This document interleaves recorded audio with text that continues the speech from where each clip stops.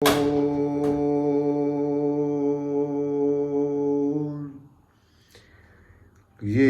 निद्रा बृहस्पतिर्वासः पर्यधाद्वृतं ते नीत्वा परिधामायुषे दीर्घायुत्वाय बलाय वर्चसे। ॐ यज्ञोपवीतं परं पवित्रं प्रजापतेर्यत् सेजं पुरुषतात् आयुषिमग्रं पृथिमुर्च शुभ्रं यज्ञोपवीतं बलिमस्तु तेजः यज्ञोपवीतमसि यज्ञस्विता यज्ञोपवीतेन पहलियामि।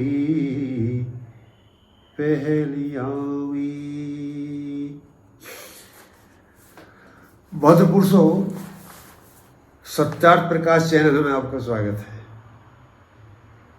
साथियों, जैसे आपको विदित है कि 30 मार्च को शास्त्रार्थ हुआ, जो पूर्व निर्धारित था और जिसके प्रति बड़ी ही जिज्ञासा थी लोग बागों की, जिसका प्रकरण जैसे आपको विदित है विषय था अकाल मृत्यु होती है या नहीं होती है। इस विषय पर 30 मार्च निर्धारित समय पर 12 बजे आर्य कमल पब्लिक स्कूल के वहाँ पर स्कूल के अंतर्गत निर्धारित समय पर शास्त्रार्थ का प्रारंभ किया गया। और जो शास्त्रार्थ के अंतर्गत हुआ वो सब मैं घटना आपको बता देता हूँ। जो व्यक्ति वहाँ प्रत्यक्षदर्शी थे वो भी ये सब सुन रहे हैं, और जो वहाँ नहीं थे वे भी ये सुन रहे हैं। साथियों, जैसे ही शास्त्रार्थ प्रारंभ हुआ तो शास्त्रार्थ में जो उस समय निर्णायक मंडल के व्यक्ति उपस्थित थे वो 8 व्यक्ति उपस्थित थे, और जो निर्णायक मंडल में पहले निहित किए गए थे वो 12 व्यक्ति थे। 4 व्यक्ति किसी कारणवश नहीं आ पाए और 8 व्यक्ति उसमें जो निर्णायक मंडल था और निर्णायक मंडल के 8 व्यक्ति उपस्थित थे। और जो शास्त्रार्थ जो होना था उसमें 7 व्यक्ति थे जो शास्त्रार्थ करना था। एक पक्ष जो पूर्व पक्ष था उसके अंतर्गत मैं था, और जो दूसरा पक्ष था उसके अंतर्गत 7 व्यक्ति थे जिनको उस विषय पर शास्त्रार्थ करना था। लेकिन हमारे द्वारा जो पहले मीटिंग की गई थी और बार बार जितने भी प्रमाण थे हम सत्य को अच्छी तरह प्रकाशित कर सकें और सबको समझा सकें, उसके लिए जो व्यक्ति 7 शास्त्रार्थ में आना चाह रहे थे सबको हमने अपने प्रमाण दे दिए थे। तो जो जिन व्यक्तियों ने शास्त्रार्थ माना स्वीकारा था, लिख के दिया था, तो उनमें से एक हमारे करण सिंह आचार्य जी थे। तो मैं समझता हूँ वो प्रमाणों को पहले पढ़ चुके थे। 13 तारीख की मीटिंग में मैंने उनको प्रमाण दे दिए थे। तो उनको पढ़ने के बाद में उनको सत्यता का बोध हो गया, तो उन्होंने तो शास्त्रार्थ में नहीं आ पाए। और जो हमारे एक और थे विष्णु दत्त जी, पंडित जी, जिनको शास्त्रार्थ माना था, वो भी नहीं आ पाए। जब मैंने उनसे बात की पंडित जी आपको तो शास्त्रार्थ माना था, आप किस लिए नहीं आ पाए, तो उन्होंने मुझे बताया कि अरे मैंने वो एक मुझे किताब मिल गई थी, आपके प्रमाण तो मैं जब मुझे नहीं मिले थे, लेकिन एक मुझे किताब मिल गई थी जिसमें शास्त्रार्थ था, एक ब्रह्मचारी का और एक ओम प्रकाश खतौली का। तो जब उसे पढ़ने के बाद में मुझे पता लग गया था कि अकाल मृत्यु होती है, मुझे जो भ्रम था वो मेरा दूर हो गया। तो इसलिए मैं शास्त्रार्थ में नहीं आया था। और जो दूसरे एक दिवाकर आचार्य जी भी थे, उनको भी शास्त्रार्थ के अंतर्गत आना था, वो भी नहीं आए। जबकि वो 2 व्यक्ति तो कार्यक्रम में ही नहीं आए थे, और दिवाकर आचार्य जी कार्यक्रम में आए थे वहाँ, लेकिन कार्यक्रम में आने के बाद में उन्होंने शास्त्रार्थ में हिस्सा नहीं लिया था। फिर जब मैंने बाद में उनसे पूछा कि आचार्य जी आपने तो शास्त्रार्थ में अपना नाम लिखवाया था, फिर अब आपने शास्त्रार्थ में हिस्सा क्यों नहीं लिया? और मन की आपने जो अपनी किताब लिखी है उसमें तो स्वयं ने आपने लिखा है, उसका प्रमाण दे करके यजुर्वेद का प्रमाण दिया और उसमें एक बताया आपने एक आयु घट जाती है और बढ़ जाती है, फिर आप किस आधार पर शास्त्रार्थ करना चाहते थे? तो वो बोले मैंने पहले उस पर विचार नहीं किया था, अब वो मैंने प्रमाण देखने के बाद में, पढ़ने के बाद में मुझे पता लगा है, इसलिए मैं शास्त्रार्थ में नहीं आया था। मैं उस बात से सहमत हूँ, मैं उसका विरोधी नहीं हूँ, यानी मैं आपका विरोधी नहीं करता हूँ। मैंने कि मेरा विरोध नहीं था, वो तो सिद्धांत था, वहाँ ना कोई मेरे पक्ष की बात थी और ना कोई मेरी वहाँ विरोध की बात थी, वो तो सिद्धांत की बात थी। और उसमें अब जैसे जैसे शास्त्रार्थ हुआ मैं अब बताता हूँ। जो हमारे श्री तेजपाल आर्य जी हैं वो शास्त्रार्थ में थे, हमारे श्री करम सिंह महाशय जी हैं, स्वाध्यायशील व्यक्ति हैं, सिरौरा के हैं, वो शास्त्रार्थ के अंतर्गत थे। एक हमारे रविदास शास्त्री जी हैं, वो शास्त्रार्थ के अंदर थे, भदौली के। और एक हमारे सतप्रकाशी जो थे टीले के, वो भी शास्त्रार्थ के अंदर। 4 व्यक्ति थे, यानी 7 व्यक्तियों ने निश्चित किया था कि हम शास्त्रार्थ करेंगे इस विषय के ऊपर। एक तरफ तो मैं महेंद्र सिंह आर्य है मेरा नाम, मेरा पक्ष था कि अकाल मृत्यु होती है, उन 7 व्यक्तियों का पक्ष था कि अकाल मृत्यु नहीं होती है, जो सब कुछ करता हो परमात्मा तय करता है। जब आखिर वो 7 व्यक्तियों में से 3 व्यक्तियों ने तो शास्त्रार्थ में आना स्वीकार नहीं किया, वो जो 4 व्यक्ति ने शास्त्रार्थ में स्वीकार किया। जब शास्त्रार्थ प्रारंभ हुआ और जब उनके द्वारा प्रमाण प्रस्तुत किए गए श्री तेजपाल जी द्वारा, तो जो प्रमाण दिए गए उनमें कहीं भी मतलब इस बात के लिए कोई प्रमाण नहीं था कि जिससे ये सिद्ध किया जा सके कि भाई परमात्मा तय करता है। उसमें सबड़ी बात क्या आ रही थी, कर्म फल परमात्मा जो दंड देता है, कर्म करेगा दंड देता है। तो जितने भी उन्होंने प्रमाण दिए, मैंने उन्हें पूछा जो आप इतना समय व्यर्थ कर रहे हो, मैंने कब कहा है कि परमात्मा कर्म करेगा दंड नहीं देता है? आप विषयांतर क्यों कर रहे हैं? भाई ये विषय थोड़ी आज का परमात्मा दंड देता है या नहीं देता। हमने कब कहा परमात्मा दंड नहीं देता? जिस बात को हम भी मानते हैं, आप भी मानते हैं, तो आप आज शास्त्रार्थ का विषय इसे क्यों बनाते हैं? और जो उन्होंने द्वारा प्रमाण प्रस्तुत किए गए, उन्होंने काफ़ी प्रयास किया, काफ़ी मेहनत की, और जो प्रमाण थे वो विषय से संबंधित नहीं थे, और उनमें अपनी बात को पुष्ट करने के लिए उन्होंने स्वतः ही अकाल शब्द अपने दौरे से जोड़ दिया। मैंने कहा कि ये जो आपने प्रश्न, जो प्रमाण आप दे रहे हैं, कृपा अकाल शब्द यदि कहीं लिखा हुआ तो मुझे दिखाओ।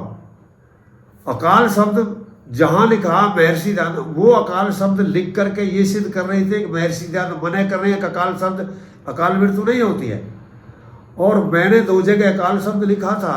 एक तो ये जो ऋग्वेद का मंत्र है जहां कहा गया कि अनायास और अकाल मृत्यु ना पाए, ये महर्षि दयानंद ने लिखा। अर्थात औषधि आदि का सेवन करें, जो ऐसा करते हैं, ब्रह्मचर्य आदि का पालन करते हैं। ऋषि जी वहाँ लिखते हैं कि वो अनायास मृत्यु और अकाल मृत्यु नहीं पाते। एक 12वें समुल्लास में ऋषि जी लिखते हैं कि जो व्यक्ति भूख आदि से अकाल मर जाते हैं यदि व्यवस्था सही नहीं है तो मैंने 2 जगह अकाल शब्द लिखा है, और वो भी इसलिए लिखा कि पहले शास्त्रार्थ में महेंद्र पाल पंडित जी ने ये कह दिया था कि मैं अकाल शब्द ऋषि जी की डायरी में नहीं है, डिक्शनरी में नहीं है, तो वो शब्द इसलिए मैंने सिद्ध किया था, पृष्ठ दिए, मंत्र संख्या दी, यहाँ पर है। लेकिन मैंने कि जब आपने यदि ये अकाल शब्द ये सिद्ध करके दे रहे हो, महर्षि दयानंद लिख रहे थे, कृपा पृष्ठ दिखाइए कहाँ है। लेकिन वो कहीं पृष्ठ नहीं लिए गए, तो उन्होंने स्वतः लिखे थे वो। और जो उसमें जो निर्णायक मंडल में डॉक्टर वीरपाल जी थे, उन्होंने उनसे प्रश्न किया कि आपके जो प्रमाण हैं इनमें कहीं भी कोई भी तो एक शब्द आप ये बताइए कि जिसमें ये सिद्ध कर रहे हैं वो वहाँ भाई निश्चित होती है। जितने आपने 15-16 प्रश्न लिख के दिए हैं, इनमें एक भी पंक्ति, एक भी कहीं शब्द, एक भी वाक्य का कृपा वो तो दिखाइए जिसमें आपने ये लिखा हो जो जिस आप सिद्ध करना चाहते हो। इसमें तो कहीं भी कुछ नहीं लिखा इस बारे में, तो फिर इनका औचित्य क्या? और जितने महेंद्र जी द्वारा प्रमाण दिए जा रहे हैं उन सब में लिखा हुआ है। क्या लिखा हुआ है? उम्र घटती है, उम्र बढ़ती है। कैसे? जो आदमी यज्ञ आदि करते हैं, नित्य यज्ञ करते हैं, उनकी उम्र बढ़ती है। जो आदमी ईश्वर की आज्ञा का पालन करते हैं उनकी उम्र बढ़ती है। जो ब्रह्मचर्य का पालन करते हैं उनकी उम्र बढ़ती है। जो आदमी अन्याय से दूसरे का धन हरण करते हैं उनकी उम्र घट जाती है। जो दुराचारी हैं, व्यभिचारी हैं, उनकी उम्र घट जाती है। जो जार पुरुष हैं उनकी उम्र घट जाती है। मतलब ऐसे प्रमाण वेद के, केवल वेद के, ऋग्वेद के और यजुर्वेद के 100 प्रमाण मैंने दिए थे और वो नेट पे उपलब्ध हैं, आप भी उन्हें दे सकते हैं लिख करके। मैंने 100 प्रमाण, मैं हजारों प्रमाण दे सकता हूँ, आज भी प्रमाण मेरे पास में हैं, वो भी बहुत प्रमाण थे। 2 तरह के प्रमाण मैंने दिए थे। एक तो मैंने ऐसे प्रमाण दिए थे जिनमें ऋग्वेद, यजुर्वेद, अथर्ववेद, सामवेद सबके प्रमाण थे, संस्कार विधि के, सत्यार्थ प्रकाश के, आयुर्वेद के। लेकिन जो मैंने 100 प्रमाण निर्णायक मंडल को दिए थे लिख करके, उनमें एक भी कहीं से प्रमाण नहीं लिया था, केवल स्वतः प्रमाण वेद को लिया गया था और वो 100 प्रमाण दिए थे। और जो एक प्रमाण 101 वो दिया था जिसको आधार बना करके तेजपाल जी खंडन कर रहे थे। कौन सा? सती मूले तद विपाका, जिसका वो अर्थ है ही नहीं, कहीं नहीं लिखा, अनर्थ कर रहे। 4-5 विद्वानों के प्रमाण हमने दिए। तो वहां फिर जो हमारे निर्णायक मंडल में थे सरपंच साहब, उन्होंने भी प्रश्न किया। जब ये वार्ता आ गई, तेजपाल जी यहाँ तक चले गए और जहाँ भी मृत्यु होती है, कसाई भी गाय काटी जाती हैं, जो कोई किसी का मर्डर करता है, कोई एक्सीडेंट होता है, कोई किसी का गला काटता, सब परमात्मा करवाता। तो जो हमारे सरपंच साहब हैं, जो हमारे बुजुर्ग हैं, बहुत ही सम्मानित व्यक्ति हैं, उनके द्वारा प्रश्न किया गया तेजपाल जी से। और जब ये बात है तो आप कृपया ये बताइए कि जब फिर तो इन अस्पतालों की जरूरत ही नहीं है। जब ये सब कुछ है तो अस्पताल आदि की जरूरत क्या? जब सब परमात्मा ने लिख रहा था, जब सब कुछ हो रहा है तो फिर तो अपराध कुछ है ही नहीं। लेकिन उन्होंने के द्वारा जब फिर इसी बात पर बल दिया गया और नहीं ये तो सब परमात्मा ही तय करता है, परमात्मा ही करता है, तो ऐसी अवस्था में फिर हमारे निर्णायक मंडल में वो भी थे श्री निरंजन मास्टर जी। तो उन्होंने एक प्रश्न किया श्री तेजपाल जी से कि तेजपाल जी आप क्या मनुस्मृति को मानते हो? उन्होंने कि मानते हो। तो मनुस्मृति में तो दंड का विधान है, तो जब दंड का विधान क्यों हो सकता है? जब परमात्मा ने निहित करता है, मारना वाला परमात्मा ने निहित कर दिया कि वो तू मारेगा, नाड़ काटेगा उसकी, तो कसाई में गाय न काटेगा, तो सब परमात्मा ने तय कर दिया, तो इनाम मिलना चाहिए, फिर दंड का औचित्य कहाँ पर है? फिर एक और प्रश्न वहां किया गया, भाई जो संध्या आदि करते हैं या वेद के द्वारा प्रार्थना करते हैं, तो तेजपाल जी ने सबको अस्वीकार दिया और कह दिया कि ये प्रार्थना निरर्थक है, इनका कोई औचित्य नहीं है। जिनमें आपने देखो कि हम नित्य संध्या करते हैं, जैसे अभी मैंने मेरा मंत्र बोला है, हम यज्ञ पवित्र पहराते हैं, तो आचार्य क्या कहता है? और जिसको पहरा के तेरी आयु को बढ़ाने वाला है, ऐश्वर्यों को, साधनों को बढ़ाने वाला है। जब हम मंत्र बोलते हैं उसमें प्रार्थना करते हैं, हे परमात्मा आप हमको भूयश शरद सतात, 100 वर्ष से भी ज्यादा जीने की हम प्रार्थना करते हैं, इतने दिन देखते रहें, तो क्या ये औचित्य ही नहीं? जब उनसे प्रश्न किया गया, हाँ कि ये तो निरर्थक हैं, इनका कोई औचित्य नहीं है, जब उनके द्वारा ऐसा कह दिया गया। आखिर जब ये बात चल रही थी तो और तेजपाल जी ये सब कर रहे थे, और एक और विचित्र बात उसके अंतर्गत हुई। जो महर्षि दयानंद का प्रमाण, वहाँ जो आर्य समाज का नियम है, सत्य के ग्रहण करने में और असत्य के छोड़ने में श्रद्धा उद्यत रही है। ऐसा दृश्य मैंने पहले कभी नहीं देखा था। एक दृश्य ऐसा वहां देखने के लिए मिला। जो हमारे रविदास शास्त्री जी थे, आचार्य जी, जब शास्त्रार्थ करने बैठे थे तो उनका पक्ष था कि अकाल मृत्यु नहीं होती है। लेकिन जब उन्होंने प्रमाणों को देखा और उनसे प्रश्न उत्तर किए गए और उन्होंने देखा कि क्या बात हो रही है, तो जो व्यक्ति ये शास्त्रार्थ कर रहा था कि अकाल मृत्यु नहीं होती है, उसने वो पक्ष छोड़ करके स्वीकार लिया कि मैं ये मानता हूं कि अकाल मृत्यु होती है। तो देखो ये सत्य की कितनी बड़ी जीत है, और सत्य की जीत है और सत्य को स्वीकारने की कितनी बड़ी जीत है। तो मैं उस व्यक्ति की, जिसने इतना साहस किया, जितनी हिम्मत की, वाद यही है, जैसे हम बताते रहे हैं कि शास्त्रार्थ का मतलब 3 तरह से होता है। शास्त्र का अर्थ जब ही होता है जब उसमें वाद होता है। वाद का मतलब ये होता है वो न्याय दर्शन के मुताबिक होता है। और जब हमारे समाज के विद्वान जब किसी को न्याय दर्शन पढ़ाते हैं तो ये प्रतिज्ञा भी करवाते हैं कि आपको इस विद्या को दिया जा रहा लेकिन इसका आप दुरुपयोग नहीं करें। जैसा आपको सुनेंगे जो स्वामी जी हैं विवेकानंद जी वहाँ से रोजड़ वाले, जब भी वो न्याय दर्शन पढ़ाते हैं तो न्याय दर्शन पढ़ाते समय पूर्व ये प्रतिज्ञा करवाते हैं पढ़ाने वालों से, अब मैं ये विद्या आपको बता रहा हूँ लेकिन आपको छल नहीं करना, ये विद्या का दुरुपयोग नहीं करना। तो उसका मैंने बिल्कुल जो सामने प्रमाण देखा वो श्री रविदास शास्त्री जी द्वारा देखा। मैं उनकी इस सत्यता के लिए, उनके इस गुण के लिए मैं बहुत नतमस्तक, बहुत सम्मानित मेरे लिए हैं। और मैं समाज से भी ऐसी आशा करता हूँ अब हमको इसके लिए प्रति सजग रहना चाहिए। मैंने कहा था कि मैं बात करूँगा, मैं जल्प नहीं करूँगा। जल्प का मतलब होता है अब मैं जीतने के लिए करूँ, झूठ भी बोलूँ, लेकिन मैंने ये व्रत लिया था, मैं परमात्मा से भी प्रार्थना करके गया था कि मैं सत्य को जिता कर खाऊंगा और छल का सहारा मैं नहीं लूँगा। मैं अपने सत्य जिताने में छल का सहारा लेके नहीं जिताऊंगा, मैं बिल्कुल सत्य से सत्य को जिताऊंगा। और मेरे पास में इतने प्रमाण थे, मुझे इतना आत्मविश्वास था, आज भी है कि जब मैं ये प्रस्तुति दूंगा तो सूर्य जैसा प्रकाश इस विषय पर होगा। और दुनिया का कोई व्यक्ति भी, आज ही नहीं, यदि किसी को भ्रम रह गया हो तो दुनिया का कोई व्यक्ति इस सिद्धांत को खंडित नहीं कर सकता। ये सूर्य जैसा प्रकाश, मैं उनके लिए भी बधाई पात्र हैं जिन व्यक्तियों ने ये प्रयास किया, जो तेजपाल जी रहे हों या करम सिंह जी रहे हों या सत्यप्रकाश जी रहे, मान लो वो इस प्रकाश पे, इस बात पे शास्त्रार्थ नहीं करते तो ये सत्य सामने नहीं आता। उन्होंने भी इस सत्य को सामने उजागर करने में बहुत भूमिका निभाई है।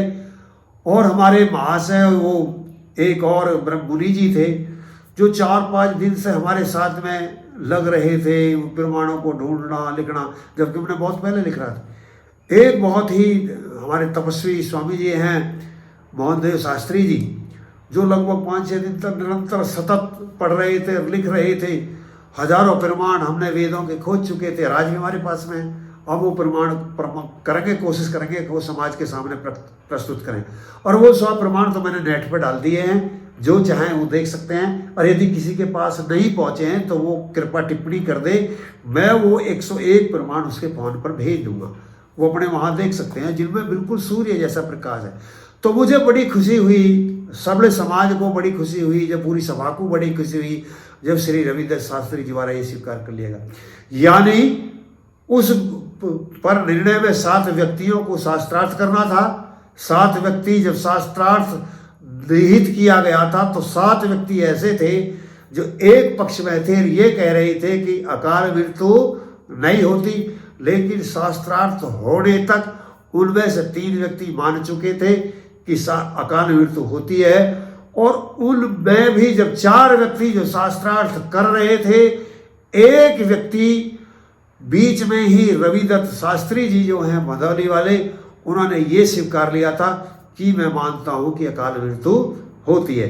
अब 7 में से 4 शास्त्रार्थ कर रहे थे, 4 में से भी एक ने वही तत्काल वही मौके पर ये स्वीकार लिया कि मैं अब ये स्वीकार करता हूं कि अकाल मृत्यु होती है।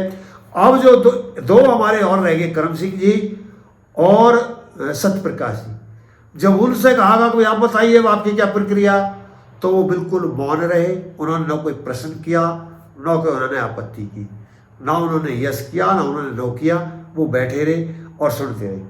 तो ये अवस्था रही उसकी। अब जो निर्णय आया, जो 8 थे, जो प्रमाण पर काफ़ी लंबी चर्चा हुई, मैं इतनी वीडियो ज़्यादा लंबी हुई विषय विस्तार की वजह से नहीं बता पा रहा हूँ, वहाँ बहुत लंबी बातें हुई। मैंने कह दिया कि जितने भी प्रमाण श्री तेजपाल जी द्वारा दिए गए हैं, ये प्रमाण कहीं भी नहीं हैं तो मुझे कृपा पृष्ठ दिखा दें, जैसे मैं पहले कह चुका हूँ। और जो ये एक दर्शन का, योग दर्शन का प्रमाण दे रहे, मैंने बहुत अच्छी तरह उसको बताया कि ये प्रमाण है नहीं, या कि बिल्कुल विपरीत प्रमाण है जो ऐसे कह रहे हैं। और मेरे पास में मैं जो लेके गया था योग दर्शन थे, मेरे पास में रोजड़ का योग दर्शन था सतपति जी का, जिसका भाष्य बिल्कुल क्लियर है और जिन्होंने साफ कहा है कि अकाल मृत्यु होती है। दूसरा भाष्य मेरे पास में राजवीर जी का था, जो आर्ष प्रचार ट्रस्ट वाले छापते हैं, श्री धर्मपाल जी, उनका भाष्य था जिसमें ये साफ था। एक दूसरा मेरे पास में उदयवीर जी का भाष था, उसका योग दर्शन का ही, उसमें बिल्कुल साफ था। एक मेरे पास में जो भाष था वो सतीश जी ने क्रमफल लिखा है, क्रमफल मीमांसा, सतीश आर्य, बहुत अच्छी पुस्तक लिखी है। मैं चाहूँगा कि आप लोग बात यदि पढ़ सकें तो अच्छा है, पढ़ें उसको। मैं उसका भी प्रमाण मेरे पास में था, उसने भी सती मूले तद विपाक आयुर्जाति के ऊपर लिखा था। और एक मैंने तेजपाल जी से वहाँ पूछा था कि आप क्या कृष्णदेव ब्रह्मचारी जी को मानते हो, जो मैं मानता हूँ। तो मैंने उनसे कहा था यदि आप कृष्णदेव ब्रह्मचारी जी को मानते हो तो सती मूले तद विपाक है, उसको क्यों नहीं पढ़ लेते। मेरे पास में आइए, आप पढ़ाओ, मैं बताता हूँ। कृष्णदत्त ब्रह्मचारी जी मना कर रहे हैं, उनसे ये प्रश्न किया जाता है। कृष्णदत्त ब्रह्मचारी जी मानते हैं कि 3000 तक उम्र बढ़ाई जा सकती है, 3000 साल तक भी उम्र बढ़ाई जा सकती है।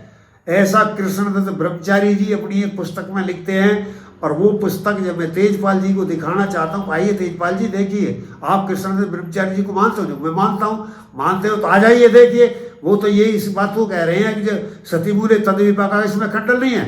सती मूले का आयु का मतलब है परमात्मा, वो जाति में जो जितनी आयु होती है, यानी मनुष्य आयु 100 वर्ष भी हो सकती है, 400 वर्ष भी हो सकती है, लेकिन उसका आधार परमात्मा ने तो आयु के आधार पर तय कर दिया है। और जीव उसे घड़ी घंटा में तय करते हैं, जीव तय करते हैं, परमात्मा तय नहीं करता। ये विषय वहां पर था। तो ये मिलाकर के जब काफी इस पे चर्चा हुई और मेरे द्वारा वो प्रमाण दिए गए, आप भी यदि उन प्रमाणों को पढ़ेंगे वो सब प्रति सब व्यक्ति तक पहुंच गई। और फिर उसके ऊपर एक जो प्रक्रिया थी भाई रिजल्ट आना था। रिजल्ट आने के लिए तो थोड़ी यहाँ पर जरूरी को प्रणाली क्या हो, अगर रिजल्ट कैसे दें यहीं बताना शुरू कर दें। तो वहाँ पर सब व्यक्तियों ने, जैसे हमारे श्री, मैं बता चुका हूँ, सरपंच साहब ने अपना मंतव्य देना शुरू कर दिया और श्री सागर आर्य जी ने देना शुरू कर दिया। लेकिन जो हमारे अध्यक्ष जी से श्री मुकेश जी, उन्होंने की कि प्रणाली ठीक नहीं है, हमको ऐसा निर्णय नहीं देना चाहिए, सोच विचार करके हम अलग जा करके निर्णय देना चाहिए। फिर इस पर सहमति बनी और जो निर्णायक 8 व्यक्ति थे वो व्यक्ति जाकर के निर्णय के लिए चले गए। और जो वहाँ निर्णय के लिए चले गए उनमें से जो 7 व्यक्ति थे, जिनमें मोहनदेव शास्त्री जी थे, श्री सागर आर्य जी थे और श्री निरंजन मास्टर जी थे और एक जनेन्द्र आचार्य जी थे, नोएडा के जो आचार्य हैं, एक डॉक्टर वीरपाल जी थे, सरपंच साहब जी थे, एक वीरेश जी थे। तो ये 8 व्यक्ति थे जो उस निर्णायक मंडल में थे। तो जब निर्णायक मंडल वहां गया तो 7 व्यक्ति ने तथ्यों के आधार पर यह निर्णय दिया कि जो प्रमाण दिए गए हैं उन प्रमाणों से ये सिद्ध होता है कि अकाल मृत्यु होती है। जितने भी प्रमाण हैं वो बिल्कुल साफ हैं, जो महेंद्र जी द्वारा दिए गए हैं। कहीं उम्र घटाई वेद में लिखी हुई है, उन्होंने तो ये सैकड़ों प्रमाण दिए हैं। यदि एक भी प्रमाण हो, जिसके ऊपर डॉक्टर वीरपाल जी ने कहा यदि एक भी प्रमाण हो, जैसे मुझे बतायागा, वो भी अपने में प्रमाणित है। ये तो यहाँ सैकड़ों प्रमाण दिए गए हैं। तो इस आधार पर 7 व्यक्ति ने अपना निर्णय दिया कि ये सिद्ध होता है कि अकाल मृत्यु होती है। लेकिन हमारे वीरेश जी हैं, प्रधान जी वीरेश भाटी जी, उन्होंने अपना निर्णय दिया कि मेरी समझ में कुछ नहीं आया। तो एक तो बेसमझी में रह गए और 7 समझी में गए। लेकिन जैसे 8 निर्णायक मंडल में थे, 8 व्यक्ति निर्णायक मंडल में थे, 8 व्यक्ति निर्णायक मंडल में से 7 व्यक्तियों का ये निर्णय रहा।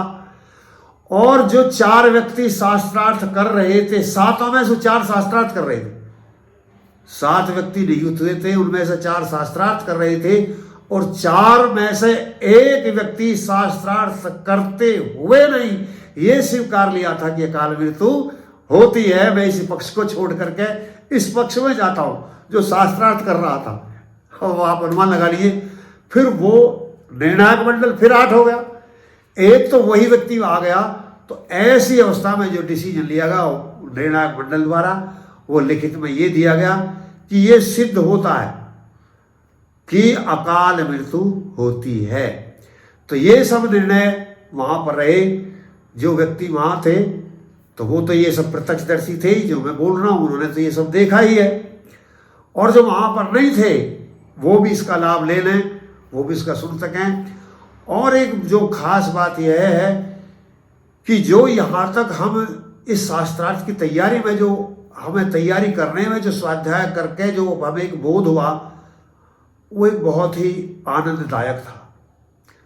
और मैं आपसे भी आग्रह करूंगा सबसे कि आप उन दिए हुए 100 प्रमाणों को अवश्य पढ़िए। मैं वैसे एक वीडियो बनाऊंगा, जो व्यक्ति सुनना चाहेंगे, उन्हें नहीं पढ़ पाएंगे, जिनके पास में साधन नहीं है, वीडियो सुन सकते हैं, या उस शब्दावली को नहीं समझ पाएंगे, वो बहुत साधन है। शब्दावली बिल्कुल साफ है, कोई दिक्कत नहीं है। उम्र घटती है, उम्र बढ़ती है, उम्र घटती है, उम्र बढ़ती है, उम्र ऐसे बढ़ाओ, ऐसे घटाओ, ऐसे बढ़ाओ, ऐसे घटाओ, ऐसे 100 प्रमाण वेद के महर्षि दयानंद के दिए। और ऐसे ही सत्यार्थ प्रकाश के हम चाहें तो 1000 प्रमाण दे सकते हैं। खैर, मैं अगली ऐसी एक वीडियो बनाऊंगा जिसमें उन 100 प्रमाणों को मैं बताऊंगा वो प्रमाण कौन कौन से हैं। तो जो जिज्ञासु उस वीडियो को सुनना चाहेंगे, देखो उसमें समय लगेगा, और जिसके पास में धैर्य है वो सभी से समझना चाहेगा तो उस वीडियो को देख ले। मैं जल्दी वो वीडियो डालूंगा। ये जो एक वीडियो मैंने डाली है, जो उस शास्त्रार्थ में हुआ, जो धर्म प्रेमी हैं, सत्य के जिज्ञासु हैं, सत्य जानना चाहते हैं, उनके लिए मैंने ये वीडियो डाल दी है। और ये वीडियो पहले भी बहुत डाली जा चुकी है। वहाँ इसकी बिल्कुल हमारे जो अध्यक्ष जी हैं श्री मुकेश जी, उन्होंने पूरी बाकायदा वीडियो बनाई है। वहाँ जो किसने क्या कहा है, अब मैंने जो कुछ कहा है, मेरा सब पहले कुछ वहाँ गया हुआ है। मैंने कुछ ऐसा नहीं कहा जो मैंने पहले नहीं कहा था या अब कहा। ऐसा तो कुछ हो सकता है कि मैंने वहाँ ज़्यादा कहा हो या कम कहा हो, लेकिन ऐसा मैंने कुछ नहीं कहा जो वहाँ ना कहा और अब कहा। वहाँ जैसा हुआ है, जैसा उन्होंने बताया है, जैसी परिस्थिति हुई थी, उनसे आप जान गए। अब इससे बहुत बड़ा लाभ आप लें। अपनी उम्र बढ़ाने के लिए बहुत तरीका वेद के अंतर्गत आए हैं, उनको मान करके आपको उम्र बढ़ानी चाहिए। और इसी बात के साथ मैं धन्यवाद दूंगा श्री कमल आर्य जी को कि जिन्होंने इतनी सुंदर व्यवस्था की खाने पीने के लिए। और मैं बधाई दूंगा इसके लिए विजेंद्र आर्य जी को, जिन्होंने बहुत कुशल मन संचालन किया और यत्न किया, बात यहाँ तक पहुँचाई। जबकि कुछ व्यक्ति ये चाहते थे कि ये वार्ता ही ना हो, सत्यता पर कोई चर्चा ही ना हो, ऐसे व्यक्तियों ने बहुत प्रयास किया। लेकिन इसके लिए विजेंद्र जी आर्य का, जो हमारे मकोड़ा वाले हैं, उन्होंने बहुत एक कार्य किया, बहुत एक तपस्या की, बहुत सोच की, बहुत यत्न किया। और जिसमें बीरेश जी की भूमिका रही, उन्होंने भी यत्न किया। और कमल जी ने जो वहाँ सुंदर व्यवस्था दी, वो सब धन्यवाद के पात्र हैं। और जो वो साथी वहाँ गए, जिन्होंने देखा, इसके लिए वो भी धन्यवाद के पात्र हैं। श्री तेजपाल जी भी, श्री करम सिंह जी भी, जितने भी वहाँ श्री सत्यप्रकाश जी भी। और सबसे ज़्यादा जो बधाई के पात्र हमें अनुकरणीय रहे, वो रहे रविदास शास्त्री जी, जिन्होंने जैसे ही सत्य का महान हुआ उसको स्वीकार कर लिया। तो इन्हीं बातों के साथ मैं अपनी वाणी को विराम देता हूँ।